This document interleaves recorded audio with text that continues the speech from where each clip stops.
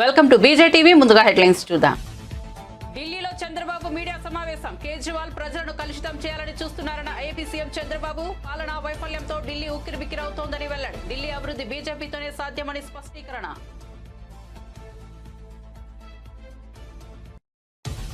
కుంభమేళా తొక్కిసలాటపై పిల్ విచారణకు నిరాకరించిన సుప్రీంకోర్టు. గత నెల 13 నుంచి యూపీలోని ప్రయాగ్రాజ్ లో మహాకుంభమేళా, గత నెల 29న మౌని అమావాస్య సందర్భంగా తొక్కిసలాట ఘటన. తొక్కిసలాట్లో 30 మంది మృతి. దుర్ఘటనపై యోగి ప్రభుత్వం బాధ్యత వహించాలంటూ సుప్రీంకోర్టులో పిల్. మామాలను కాపాడుకోవడానికే సాంస్కృతిక కార్యక్రమం మందకృష్ణ మాదిగ. 30 ఏళ్ల ఎంఆర్పీఎస్ ఉద్యమంలో ఎప్పుడూ శాంతి భద్రతలకు విఘాతం కలిగించలేదని వ్యాఖ్య. చెప్పుల తయారీ, డప్పు వాయిద్యం తమకు వారసత్వంగా వచ్చాయన్న మందకృష్ణ. హిందూపురం మున్సిపల్ చైర్మన్ పదవిని కైవసం చేసుకున్న టీడీపీ. హిందూపురం మున్సిపల్ చైర్మన్ గా రమేష్ కుమార్. ఓటింగ్ లో టీడీపీకి 23 ఓట్లు, వైసీపీకి 14 ఓట్లు. రమేష్ ను చైర్మన్ సీట్లో కూర్చోబెట్టిన ఎమ్మెల్యే బాలకృష్ణ. మంచు విష్ణు భారీ బడ్జెట్ చిత్రం కన్నప్ప. రుద్ర పాత్రను పోషిస్తున్న ప్రభాస్. కన్నప్ప సినిమాలో ప్రభాస్ ఫస్ట్ లుక్. ఏప్రిల్ 25న విడుదల కానున్న Kannappa.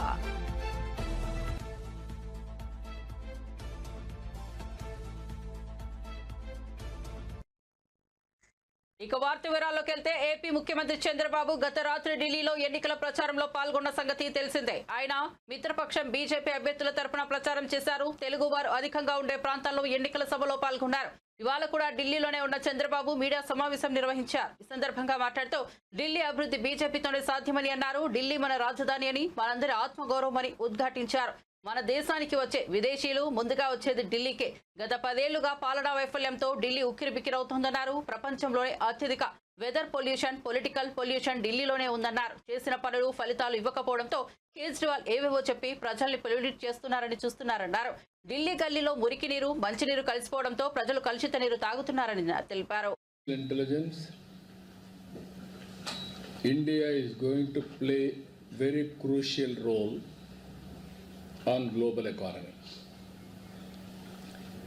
Second issue, people are talking in Davos, that is green energy, green hydrogen, downstream industries, thereby global warming. How to reduce the global warming, that is the concern, these two subjects. These two subjects were very strong. When it comes to 2 minutes, I will tell, then I will go back Delhi also. If you come back to yesterday budget, people are thinking narrowly. Even if you see the budget, it is almost all reflecting 2047 Viksit Bharat. The principles, if you see here, 4 growth engines proposed by the Finance Minister: agriculture, MSME, investment and exports will be the game changer for Indian economy. India is going to become and also will become global hub for food security. MSME, yesterday what she mentioned, it is a game changer. As on today globally, Indians are doing extremely well. If you see here, first mover advantage in technology, demographic dividend. Because of demographic dividend, Indians are becoming entrepreneurs globally. This MSME policy will give a new hope, and also it is a game changer altogether. And also if you see investment, very crucial, not only government investment, how to bring private investment, what are all the new models we are going to emerge. In economic reforms, if you can go through back, because of economic reforms, we are able to do PPP model, public-private investments. There is a total sea change in infrastructure, either roads or airports or ports or communication sector, especially bandwidth, connectivity, everything. Today, again this policy, investment policy, it is going to impact big way. New models are going to come. Not only PPP, viability gap funding, and so many creative things are going to happen. With this, again, huge investment is going to come.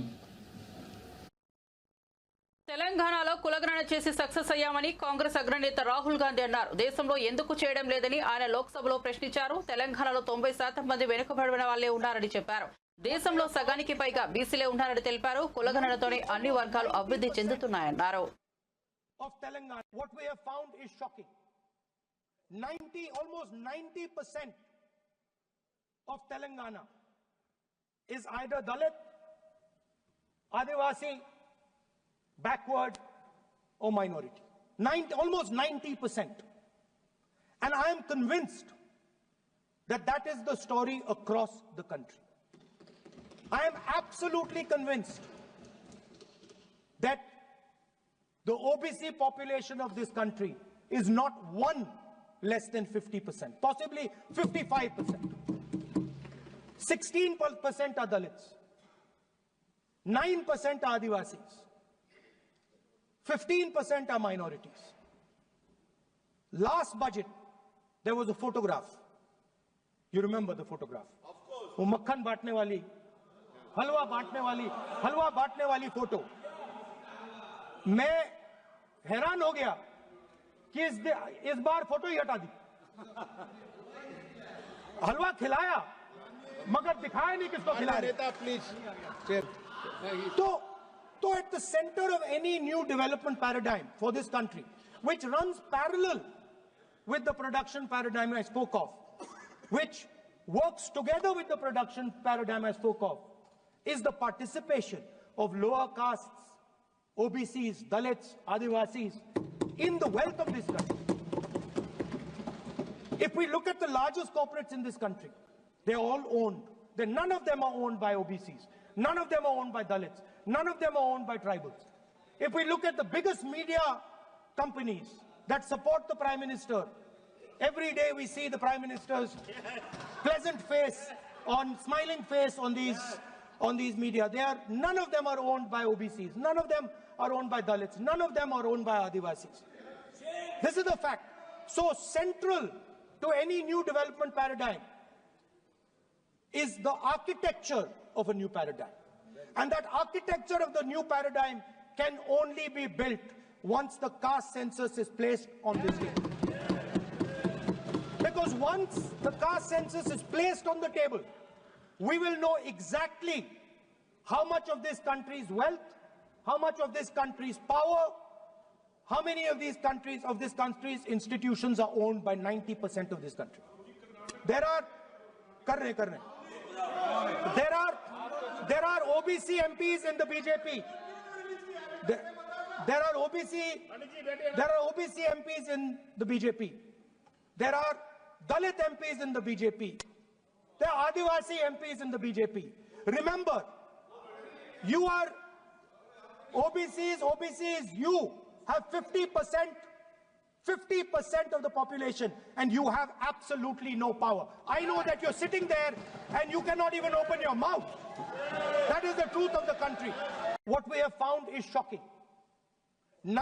Almost 90% of Telangana is either Dalit, Adivasi, backward or minority. గత నెల 13 నుంచి యూపీలోని ప్రయాగ్రాజ్ లో మహాకుంభమేళా జరుగుతున్న విషయం తెలిసిందే. 45 రోజుల పాటు జరిగే ఈ కుంభమేళా ఈ నెల 26 వరకు కొనసాగుతోంది. అయితే గత నెల 29న తొక్కిసలాట ఘటన చోటు చేసుకున్న విషయం తెలిసిందే. మౌని అమావాస్య సందర్భంగా లక్షలాది మంది భక్తులు ఒక్కసారిగా తరలి రావడంతో సంగం ఘాట్ వద్ద చోటు చేసుకున్న తొక్కిసలాటలో 30 మంది ప్రాణాలు కోల్పోయారు. దీంతో ఈ దుర్ఘటనకు యోగి ఆదిత్యనాథ్ ప్రభుత్వం బాధ్యత వహించాలంటూ సుప్రీంకోర్టులో పిటిషన్ దాఖలైంది. విశాల్ తివారీ అనే న్యాయవాది ఈ వ్యాజ్యాన్ని వేశారు. కాగా దేశ అత్యున్నత న్యాయస్థానం ఈ పిల్లును స్వీకరించడానికి నిరాకరించింది. ఇది ఒక దురదృష్టకర సంఘటనగా సుప్రీంకోర్టు పేర్కొంది. అలాగే పిల్లు వేసిన న్యాయవాదికి కూడా సూచనలు చేసింది. सुप्रीम कोर्ट में 4 सालों में ये पहला పులిచెర్ల మండలం మంగళంపేటలో మాజీ మంత్రి పుంగనూరు ఎమ్మెల్యే పెద్దిరెడ్డి రామచంద్రారెడ్డి 75 ఎకరాల అటవీ భూమి ఆక్రమించి అందులో విలాసవంతమైన భవనం నిర్మించుకున్నారని జనసేన రాష్ట్ర ప్రధాన కార్యదర్శి నాగబాబు ధ్వజమెత్తారు. ఎర్రచందనం అక్రమ రవాణాకు మార్కెటింగ్ శాఖ నిధులతో రోడ్లు నిర్మించుకున్నారని ఆరోపించారు. వైఎస్ఆర్సీపీ 5 ఏళ్ల పాలనలో అన్ని శాఖల్లో 2 లక్షల కోట్ల అక్రమాస్తులు కూడబెట్టుకున్నారని, ఇది రాష్ట్ర బడ్జెట్ ని మించిపోయిందని ఎద్దేవా చేశారు. అయినా సరే కూటమి ప్రభుత్వం ఏమీ చేయట్లేదు అని చెప్పే వాళ్ళకి కళ్ళు మూసుకొని బలవంతంగా నిద్ర నటించేవాడిని మనం ఏం చేయలేం. వైసీపీ ప్రభుత్వం అలాంటిదే.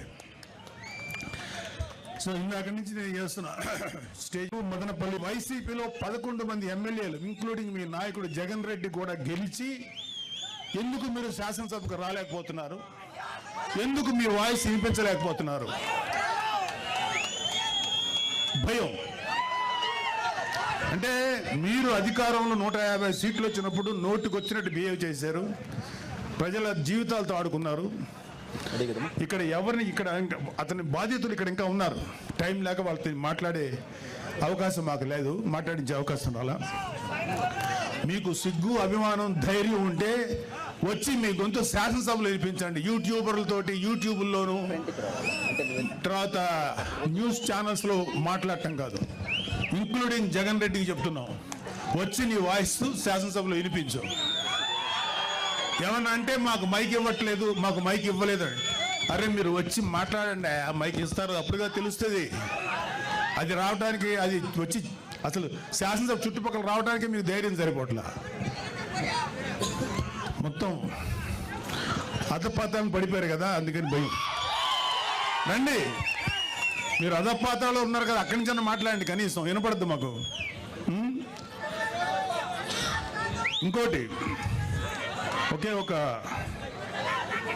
వైసీపీ నాయకులు ఇంక్లూడింగ్ పెద్దిరెడ్డి రామచంద్రారెడ్డి ఎవరెవరి ఆస్తులైతే అడ్డగోలుగా కబ్జా చేశారో ఇవన్నీ కూడా బయటకు తీస్తాం. చాలామంది మన కార్యకర్తలు, కూటమి కార్యకర్తలందరికీ ఒక అసంతృప్తి ఉంది, వీళ్ళ మీద ఎవరి మీద చర్య తీసుకోలేదని. అందరి మీద చక్కగా చర్య తీసుకుంటాం. వచ్చి 8 నెలలు అయింది. ముందు ఈ 8 నెలలు 1 yearలో ప్రజల సంక్షేమం ముఖ్యం, వీళ్ళ మీద పగ తీర్చుకోవడం ముఖ్యం కాదు. అయితే వీళ్ళ యొక్క క్రైమ్ని ముందు చెప్పడం కంటే కూడా ప్రజల వెల్ఫేర్ కోసం ముందు వచ్చాం కాబట్టి ముందు ఆ జాగ్రత్తలు తీసుకుంటున్నాం. ఈవెన్చువల్గా జగన్ రెడ్డితో సహా, పెద్దిరెడ్డి రామచంద్రారెడ్డితో సహా అందరి మీద, మన కాకినాడ ద్వారంపూడితో సహా ప్రతి వాళ్ళ మీద చర్యలు తీసుకుంటాం. ఎవ్వడు లా నుంచి తప్పించుకోలేడు, చట్టం నుంచి ఎవ్వడు తప్పించుకోలేడు. ప్రతి వాడిని మెడబెట్టి లోపల తోస్తాం, అది గుర్తుపెట్టుకోండి. చివరగా ఒక చిన్న మాట, రైతు మీటర్ల పేరుతో 1500 కోట్లు విడుదల చేశారు, ఒక్క మీటర్ బిగించలేదు. ఆ 1500 కోట్లు ఏమయ్యాయి? Mister Peddireddy, you have to answer. మీ పార్టీలో మీతో పాటు మైనింగ్ వ్యాపారం చేసిన బాలినేని శ్రీనివాసరెడ్డి షేర్లు లాక్కున్నది నిజమా కాదా? ఆన్సర్. గతంలో మీరు లిక్కర్ వ్యాపారంలో రాజ్ కసిరెడ్డితో కలిసి 50-50 షేర్ బిజినెస్ చేసింది నిజమా కాదా? మీ కుమారుడు మిథున్ రెడ్డి కుటుంబ సభ్యుల మీద అడ్డగోలు బ్రాండ్లతో మద్యం మాఫియా నడిపింది మీరు, నిజమా కాదా? ఎన్నికల సమయంలో ప్రజలను భయభ్రాంతులు గురి చేసి అక్రమంగా గెలిచిన మీరు ఈరోజు నియోజకవర్గం అడుగు పెట్టాలంటే భయపడిపోయే స్థితిలో ఉన్నారు, నిజమా కాదా? ధైర్యంగా వచ్చి శాసనసభలో మాట్లాడండి. మేము మాట్లాడే మాటలు. ఆయన ఈ మధ్యన మొన్న ఒక మీటింగ్లో అన్నాడు, నెక్స్ట్ మళ్ళీ మేము వచ్చేసేసి జగన్ రెడ్డిని సీఎం చేసుకుంటాం, మా మీద ఎవరెవరైతే మా మీద దౌర్జన్యం చేశారు, వీళ్ళ మీద దౌర్జన్యం చేశామంట. వీళ్ళు చేసిన ఏదో పనులు. సిద్దిపేట జిల్లా వర్గంలోని సరస్వతీదేవి ఆలయంలో మంత్రి పొన్నం ప్రభాకర్ ప్రత్యేక పూజలు నిర్వహించారు. వసంతి పంచమి సందర్భంగా అమ్మవారికి ప్రత్యేక అభిషేకాలు, అర్చనలు నిర్వహించి ఆశీర్వాదం పొందారు. ఆలయ పరిసరాల్లో భక్తులతో మమేకమైన మంత్రి వర్గల్ సరస్వతి ఆలయ అభివృద్ధిపై ప్రభుత్వం పూర్తి మద్దతు ఇస్తుందని హామీ ఇచ్చారు. వసంత పంచమి పర్వదినాన శ్రీ వర్గల్ సరస్వతి అమ్మవారి ఆలయం లోపల దర్శనం చేసుకొని అమ్మవారిని ప్రార్థించడం జరిగింది. తెలంగాణలో ప్రతి ఒక్క బిడ్డ ఉన్నత విద్యావంతుడై తెలంగాణ అభివృద్ధిలోతో పాటుగా దేశంలో కూడా మన తెలంగాణ బిడ్డ అన్ని రంగాల్లో ముందుండే విధంగా సరస్వతి కటాక్షం ఆశీర్వచనం ఏమని అమ్మవారిని ప్రార్థించినారు. ప్రభుత్వం పక్షాన కూడా విద్యా వ్యవస్థను మెరుగుపరచడానికి, ప్రతి ఒక్కరికి విద్య అందడానికి అన్ని రకాల ఏర్పాట్లను చేస్తూ ఉన్నాం. ప్రతి తల్లిదండ్రి కూడా ఈరోజు విజ్ఞప్తి చేస్తూ ఉన్నాం. అమ్మవారి సమక్షంలో దండం పెట్టి అందరికీ విజ్ఞప్తి చేస్తాను. ఒక విద్యార్థి నాయకుడిగా, తెలంగాణ ప్రభుత్వంలో మంత్రిగా, మీరు ఒక పూట శ్రమపడ్డ తల్లిదండ్రులుగా పిల్లలను చదివిపించడానికి ప్రత్యేకమైనటువంటి శ్రద్ధ తీసుకోండి. అక్షరాభ్యాసం నాటున్నటువంటి శ్రద్ధ తదుపరి విద్యా బోధన సందర్భంగా కొద్దిగా కష్టమైనప్పటికీ కూడా పిల్లల భవిష్యత్తు విద్యతోటే ఉంది. ఏ ఆస్తి ఉన్నా ఎప్పుడైనా పోతుంది, కానీ విద్యకు సంబంధించిన ఆస్తి ఎప్పుడు పోదు. కాబట్టి ఈ సరస్వతి అమ్మవారి కటాక్ష ఉంటుంది. మన దగ్గరనే తెలంగాణ లాంటి బాసరా, ఇటు వర్గాలు 2 సరస్వతి అమ్మవార్లు మన ప్రాంతంలో ఉన్నాయి. ప్రభుత్వం తరఫున కూడా ఈ దేవాలయాల అభివృద్ధి కానీ, లేదా దేవాలయాలకు సంబంధించినటువంటి విద్యాలయాల అభివృద్ధికి సంబంధించి అన్ని రకాల చర్యలు తీసుకుంటా ఉన్నాం. ఆదర్శ ఇందిరమ్మ ఆదర్శ పాఠశాలల కింద కావచ్చు, లేకపోతే నూతన నియామకాలు కావచ్చు, వారికి సంబంధించిన మౌలిక సదుపాయాలు అన్ని రకాలుగా చేస్తూ ఉన్నాం. ప్రజలు దీన్ని అర్థం చేసుకొని వినియోగించుకొని ప్రతి ఒక్కరు కూడా తెలంగాణలో చదువుకోలేదు, చదువు రాదు, చదవలేక ఆర్థికంగా ఇబ్బంది పడుతున్న వాళ్ళందరి కొరకు కూడా గురుకులాలు పెట్టి ఎక్కడైనా ఎవరైనా చదువుపించలేక ఇబ్బంది పడకండి. బాల్య కార్మికులుగా చైల్డ్ లేబర్గా పంపే ప్రయత్నం చేయకండి. అందరినీ ఘనంగా ఆ అమ్మవారి ఆశీర్వచనం ఉంటుంది. వారందరూ కూడా గట్టిగా కష్టపడి చదివి అందరు ప్రయోజకులు కావాలని అమ్మవారు ప్రార్థిస్తారు. కూటమి ప్రభుత్వం ఏర్పడిన తర్వాత ఏపీలో టీడీపీ జోరు మరింత పెరిగింది. తాజాగా హిందూపూర్ మున్సిపల్ చైర్మన్ పదవిని తెలుగుదేశం కైవసం చేసుకుంది. మున్సిపల్ చైర్మన్ గా రమేష్ కుమార్ ఎన్నికయ్యారు. ఈ సందర్భంగా రమేష్ ను హిందూపూర్ ఎమ్మెల్యే బాలకృష్ణ అభినందించారు. రమేష్ ను చైర్మన్ సీట్లో బాలయ్య కూర్చోబెట్టారు. ఈ రోజు నిర్వహించిన ఓటింగ్ లో టీడీపీకి అనుకూలంగా 23 ఓట్లు, వైసీపీ అభ్యర్థి వెంకటలక్ష్మికి 14 ఓట్లు పడ్డాయి. ఓటింగ్ లో ఎమ్మెల్యే బాలకృష్ణ, ఎంపీ పార్థసారథి కూడా పాల్గొన్నారు.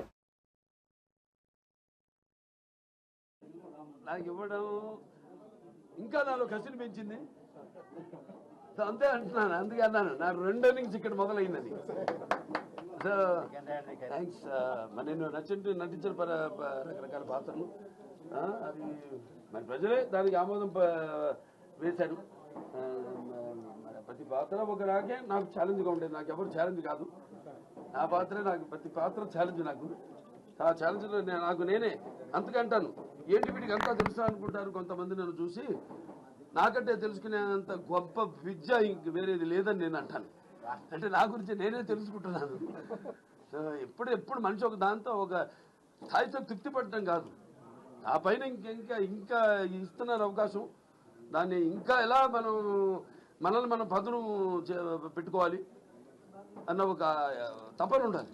ఆ తపనే నన్ను నడిపిస్తుంది. అదే పుణ్య దంపతుల అమ్మగారు, నాన్నగారు ఆశీస్సులు, ఆ కళమ్మ తల్లి ఆశీస్సులు, ప్రేక్షక దేవుళ్ళ ప్రోత్సాహం తప్పకుండా అండి వస్తుంది కూడా. అదే అందరి కోరిక, మా అందరి కోరిక. అప్పటిదాకా అది వచ్చేదాకా కూడా నాకు ఈ పద్మభూషణలు ఇవన్నీ నేను అంటాను కదా, ఇప్పుడు పదవులకు నేను అలంకారం కానీ పదవులు నాకు అలంకారం కాదని. రామారావుకి భారతరత్న వచ్చే వరకు అది రావాలని వస్తుంది తప్పకుండా. అది అలాగే ఉంటుంది. ఆకలి తమ మూలాలను కాపాడుకోవడానికి త్వరలో సాంస్కృతిక కార్యక్రమం చేపడతామని ఎంఆర్పీఎస్ వ్యవస్థాపక అధ్యక్షుడు మందకృష్ణ మాదిగ తెలిపారు. హైదరాబాద్ లో నిర్వహించిన మీడియా సమావేశంలో ఆయన మాట్లాడుతూ ఎంఆర్పీఎస్ ఉద్యమం 1994లో ప్రారంభించామని 1996లో మొదటి బహిరంగ సభను నిర్వహించామన్నారు. 30 ఏళ్లలో ఎన్నో ఆందోళనలు సభలు నిర్వహించినప్పటికీ ఎప్పుడూ శాంతి భద్రతకు విఘాతం కలిగించలేదని స్పష్టం చేశారు. ఉద్యమం 1994లో ప్రారంభమైనప్పటికీ మొదటి 2 ఏళ్లు ఉద్యమ విస్తరణ కోసం పనిచేశామని అన్నారు. వర్గీకరణ కోసం హైదరాబాద్ లో ఎన్నో ఆందోళనలు నిర్వహించామని, లక్షల మందిని సమీకరించామని, ఎప్పుడూ సమస్య రాలేదని ఆయన తెలిపారు. ఇంద్రకీలాద్రిపై దుర్గా మల్లేశ్వర స్వామి దేవస్థానం ఆధ్వర్యంలో వసంత పంచమి వేడుకలను వైభవంగా నిర్వహించారు. సరస్వతీదేవిగా దుర్గమ్మ భక్తులకు దర్శనమిచ్చారు.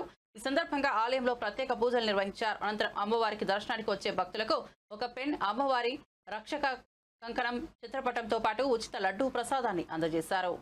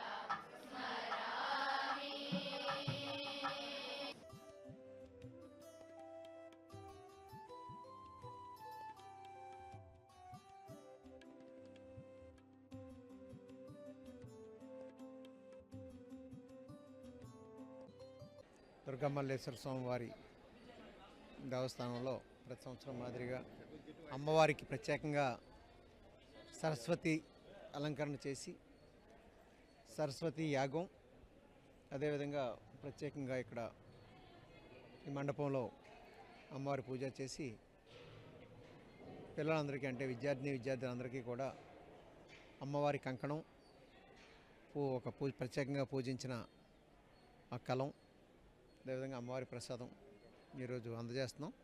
దాదాపు 30,000 మంది వరకు విద్యార్థులు వస్తారని అంచనా వేసి అందుకు అనుగుణంగా అందరికీ కూడా ఈ కంకణం, కలం, అదేవిధంగా అమ్మవారి ప్రసాదం అందజేయడానికి ఏర్పాట్లు చేయడం జరిగింది. అందరికీ కూడా ప్రత్యేకంగా ఉచిత దర్శనం ఏర్పాటు చేస్తాం.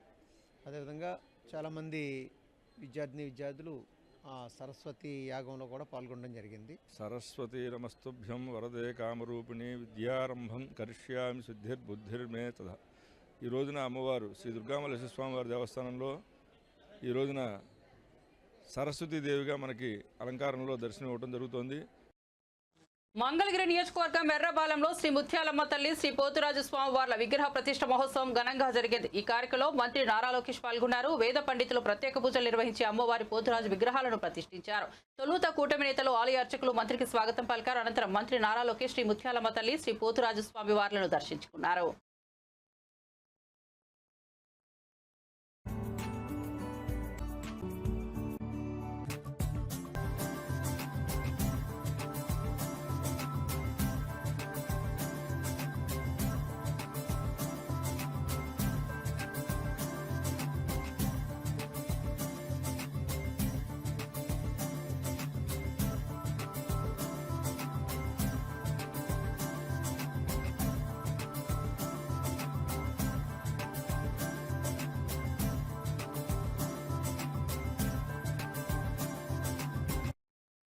తాడిపత్రిలో వైసీపీ రౌడీ రాజకీయాలకు చెల్లవని స్పష్టంగా హెచ్చరించారు మంత్రి బీసీ జనార్దన్ రెడ్డి. గత వైసీపీ ప్రభుత్వంలో తాడిపత్రిలో అనేక దౌర్జన్యాలు జరిగాయని, ప్రస్తుతం జేసీ ప్రభాకర్ రెడ్డి చేస్తున్న అభివృద్ధిని చూసి వైసీపీ నేతలు ఓర్వలేకపోతున్నారని ఆయన ఆరోపించారు. అభివృద్ధి మార్గంలో అడుగుపెట్టిన తాడిపత్రిలో రౌడీజం సహించబోమని మంత్రి హెచ్చరించారు. ఈరోజు గత ప్రభుత్వం చేసిన పాపాల వలన, ఈరోజు మళ్ళీ వాళ్ళు బయటకు వచ్చిన అరాచకాల వలన ఎన్నో అరాచకాలు సృష్టించారు. ఇదే తాడిపత్రి నగరంలో చేయని దౌర్జన్యాలు లేవు. అన్న పెద్ద ప్రభాకర్ రెడ్డిని అయితే ఎంత ఘోరంగా చేశారో ఈరోజు వాళ్ళు మాట్లాడాలా, మళ్ళీ మాట్లాడతామన్నారు, నీతులు చెప్తున్నారు. సిగ్గు శరం లేకుండా మాట్లాడే ఆ వ్యక్తులు ఎవరైతే ఉన్నారో ఒక్కసారి తల దించుకోవాల్సిన పరిస్థితి ఉంది. ఈరోజు వచ్చిన తర్వాత, కూటమి ప్రభుత్వం వచ్చిన తర్వాత ప్రజలందరూ కూడా శాంతియుతంగా ఉన్నారు. వ్యాపారస్తులు ఎక్కడైనా ఎవడైనా వచ్చి వ్యాపారం చేసుకోవచ్చు, ఎవడైనా మీరు ఇక్కడికి వచ్చి ప్రశాంతంగా బతకవచ్చు. గతంలో ఈరోజు వచ్చింది తాడిపత్రికి ఇంత నీట్గా పెట్టి ఈ యొక్క మున్సిపాలిటీ ఒక్కటే గెలిచినామంటే ఆ రోజు వాళ్ళు పడిన శ్రమ కానీ ఇక్కడ తీసుకొచ్చిన మార్పులు కానీ అండర్ గ్రౌండ్ డ్రైనేజ్ కానీ నేను కూడా ఇప్పుడు అండర్ గ్రౌండ్ డ్రైనేజ్ అన్నం తీసుకుంటున్నాను. అన్న చేసేదాన్ని మళ్ళీ బనగానపల్లిలో మొదలు పెడతా ఉన్నాం. కాబట్టి శాంతి భద్రతల విషయంలో అన్న కూడా అందరూ కూడా సహకరిస్తూ ఉన్నారు. ప్రజలు వాళ్ళే ఇంకా రెచ్చగొట్టే ధోరణిలో మాట్లాడుతూ ఉన్నారు. ఇప్పటికీ రెచ్చగొట్టే ధోరణిలో ఉన్నప్పుడు ఎవరు కూడా మనసు ఎంతసేపైనా ఓపిక పడతాడు. ఈరోజు రెచ్చగొట్టే ధోరణిలో రావస్తూ మళ్ళీ ఈరోజు రోడ్ల మీదకి వచ్చి మళ్ళీ ఏదో రౌడీజం చేయాలని చూస్తున్నారు. ఈ కూటమి ప్రభుత్వం ఏ రౌడీజం చేస్తే కానీ కూడా ముడుచుకోదు. ఖచ్చితంగా త్వరలో ఏవైతే మా మేనిఫెస్టో దాంట్లో ఉండేటువంటి దీపం పథకం ఇవ్వడం జరిగింది. ఇప్పటికే త్వరలోనే ఆర్టీసీ యొక్క కూడా ఇవ్వవస్తున్నాము. ముఖ్యంగా ఏదైతే జలజీవన్ ద్వారా ఇస్తామనేటువంటి ప్రతి ఇంటికి కొలాయికి కూడా ఈరోజు కేంద్ర ప్రభుత్వం కూడా సహకరిస్తూ ఉంది. త్వరలోనే అవి కూడా ఎస్టిమేషన్లు జరుగుతున్నాయి. ప్రతి ఒక్కరికి ఇల్లు ఇవ్వాలనేటువంటి ఉద్దేశంతోనే అనేక సర్వేలు చేసి అర్హులైనటువంటి వారు ఎక్కడెక్కడ ఉన్నారో ప్రతి గ్రామంలో అర్హులైనటువంటి ప్రతి ఒక్కరికి కూడా. రాష్ట్రంలో లా అండ్ ఆర్డర్ దిగజారిందని వైసీపీ మాజీ మంత్రి రోజా అన్నారు. ఈ మేరకు ఎక్స్ లో ట్వీట్ చేశారు. జనసేన ఎమ్మెల్యే తిరుపతి కార్పొరేటర్లను కిడ్నాప్ చేస్తున్నారని ఆరోపించారు. నగర పదమ పౌరురాలు మేయర్ డాక్టర్ శిరీష నగరపాలక ప్రత్యేక సమావేశాలకు వెళ్లలేని దుస్థితి వచ్చిందన్నారు. విషయంలో చూసాం, మొన్న మనుషులు చనిపోయిన విషయం మనం చూసాం. ఈ రోజు డిప్యూటీ మేయర్ ఎన్నికల్లో ఏ విధంగా మేయర్ మీద గాని అలాగే వచ్చిన కార్పొరేటర్ల మీద అలాగే దళిత ఎంపీ మీద దాడులు చేయడం మనం కళ్ళారా చూస్తున్నాం. ఒకవైపు వైఎస్ఆర్సీపీ నాయకులు మాకు అవసరం లేదంటూనే చంద్రబాబు నాయుడు లోకేష్, మరోవైపు తమ నాయకులతో ఏ విధంగా కార్పొరేట్ల మీద బస్సు మీద అలాగే మేయర్ మీద ఎంపీ గారి మీద దాడి చేశారు, రాళ్లతో కొట్టారు, బూతులు తిట్టారు, కొంతమందిని కిడ్నాప్ చేసి తీసుకెళ్లడం మనం కళ్ళారా చూస్తున్నాం. ఇవన్నీ కూడా పోలీసులు చూస్తుండగానే వాళ్ళ ప్రేక్షక పాత్ర వహించినప్పుడే జరగటం అనేది ఈ రాష్ట్రంలో లా అండ్ ఆర్డర్ ఎంత ఘోరంగా ఫెయిల్యూర్ అయిందో మనకు అర్థమవుతుంది. అండ్ పవన్ కళ్యాణ్ గారు మీ ఎమ్మెల్యే జనసేన ఎమ్మెల్యే తిరుపతిలో ఎంత దిగజారిపోయి ఈ రోజు కార్పొరేటర్ని కిడ్నాప్ చేస్తున్నారో ఒకసారి గమనించండి. నిజంగా మీరు చెప్పుకున్నట్టు చంద్రబాబు నాయుడు, లోకేష్, పవన్ కళ్యాణ్ మాకు 93% సీట్స్ వచ్చినాయి మన ఎమ్మెల్యే ఎంపీ ఎలక్షన్ లో అన్నారు. మీది ఈవీఎం గెలుపు అని అందరూ కూడా అనుకున్నారు. అదే నిజం అనేది ఇక్కడ మళ్ళీ ప్రూవ్ అయింది. ఎందుకంటే నిజంగా ప్రజల ఓట్లతో మీరు 93% సీట్లు సంపాదించుంటే ఈ రోజు ఒక డిప్యూటీ మేయర్ పోస్ట్ కి ఇంత రాద్ధాంతం చేసి ఈ విధంగా రౌడీజం, గుండాయిజం చేసి కిడ్నాప్ చేయాల్సిన అవసరం ఉందా అని నేను అడుగుతున్నా. మీకు దమ్ము ధైర్యం ఉంటే, ప్రజలు మీ పక్షాన ఉన్నారు, మీ ప్రభుత్వం సక్రమంగా పనిచేస్తుంది, ఇచ్చిన హామీలు నెరవేరుస్తుంది అని మీరు నమ్ముంటే ఈ కార్పొరేటర్లతో రాజీనామా చేయించి మీ గుర్తు మీద గెలిపించుకొని మీరు ఎన్నికలు జరిపించుంటే ప్రతి ఒక్కరు మిమ్మల్ని శభాషను ఉంటారు. కానీ ఇక్కడ జరిగే ఒక డిప్యూటీ మేయర్ ఎన్నికలకే ఈ విధంగా ఒక మహిళని చూడకుండా మేయర్ ని ఏ విధంగా హ్యూమిలేట్ చేస్తున్నారు, ఆమె మీద దాడి చేస్తున్నారు. అలాగే ఒక దళిత ఎంపీ గురుమూర్తి గారి మీద ఎలా బూతులతో తిట్టి దాడి చేస్తున్నారో టీవీలో అందరూ గమనిస్తున్నారు. సో మీరు ఫెయిల్యూర్ అయ్యారు. ఈ 7 నెలల కాలంలో ప్రజలు మిమ్మల్ని అసహించుకుంటున్నారన్న విషయం తెలిసి ఇలా దిగజారుడు రాజకీయాలు, రౌడీ రాజకీయాలు చేయాలనుకోవటం నిజం కాదా నేను అడుగుతున్నా. ఒకవైపు ఎలక్షన్ కమిషన్ మేము రిక్వెస్ట్ చేస్తున్నాం, ఇలాంటి కూటమి ప్రభుత్వం చేసే ఈ దారుణాలకి ఫుల్ స్టాప్ పెట్టండి. ఎవరైతే ఈరోజు దాడి చేశారు, బూతులు తిట్టారు, కిడ్నాప్ చేశారో ఆ తెలుగుదేశం జనసేన నాయకులందరూ కూడా టీవీల్లో కనిపిస్తున్నారు. వాళ్ళందరినీ కూడా అరెస్ట్ చేసి వాళ్ళకి పనిష్మెంట్ ఇవ్వాలి.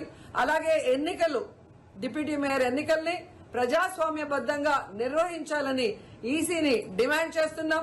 అలాగే చంద్రబాబు నాయుడు, లోకేష్, పవన్ కళ్యాణ్ కి తెలియజేసుకుంటున్నాం, మీకు ప్రజల పక్షాన నిలబడి ప్రజలకి మంచి చేశాము అన్న నమ్మకం ఉంటే మీకోసం ఎవరైనా వస్తే వాళ్ళతో రాజీనామా చేయించి మీ పార్టీ గుర్తు మీద మీరు ఎన్నికలకి వెళ్ళండి. 3 పార్టీలు ఉన్నాయిగా, బీజేపీ, తెలుగుదేశం, జనసేన. మరి మీకు ప్రజలు ఓట్లేస్తారన్న నమ్మకం లేదా? లేదా ప్రజాబద్ధంగా గెలిచిన కార్పొరేటర్లతో మంచు విష్ణు కథానాయకుడిగా తెరకెక్కుతున్న చిత్రం కన్నప్ప భారీ బడ్జెట్ తో భారీ తారాగణంతో ఈ చిత్రం తెరకెక్కుతోంది. పాన్ ఇండియా స్టార్ ప్రభాస్ ఈ చిత్రంలో కీలక పాత్రను పోషిస్తున్నాడు. రుద్ర పాత్రలో ప్రభాస్ నటించారు. ఈ చిత్రంలో ప్రభాస్ ఫస్ట్ లుక్ ను చిత్ర బృందం రివీల్ చేసింది. సినిమాను సొంత బ్యానర్ పై మంచు విష్ణు నిర్మిస్తున్నారు. ఏప్రిల్ 25న ఈ చిత్రం ప్రపంచవ్యాప్తంగా విడుదల కానుంది. బులెటిన్ ముగించే ముందు హెడ్లైన్స్ మరోసారి చూద్దాం. ఢిల్లీలో చంద్రబాబు మీడియా సమావేశం. కేజ్రీవాల్ ప్రజలను కలుషితం చేయాలని చూస్తున్నారన్న ఏపీ ముఖ్యమంత్రి చంద్రబాబు. పాలనా వైఫల్యంతో ఢిల్లీ ఉక్కిరిబిక్కిరవుతోందని వెల్లడి. ఢిల్లీ అభివృద్ధి బీజేపీతోనే సాధ్యమని స్పష్టీకరణ.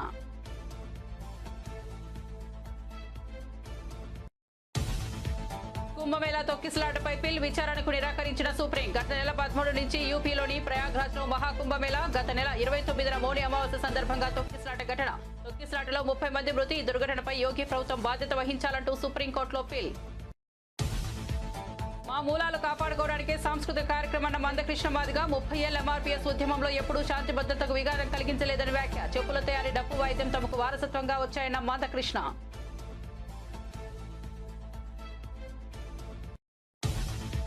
హిందూపురం మున్సిపల్ చైర్మన్ పదవిని కైవసం చేసుకున్న టీడీపీ. హిందూపూర్ మున్సిపల్ చైర్మన్ గా రమేష్ కుమార్. ఓటింగ్ లో టీడీపీకి 23 ఓట్లు, వైసీపీకి 14 ఓట్లు. రమేష్ ను చైర్మన్ సీట్లో కూర్చోబెట్టిన ఎమ్మెల్యే బాలకృష్ణ.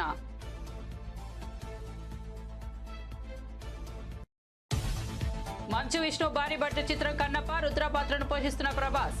కన్నప్ప సినిమాలో ప్రభాస్ ఫస్ట్ లుక్. ఏప్రిల్ 25న విడుదల కానున్న కన్నప్ప.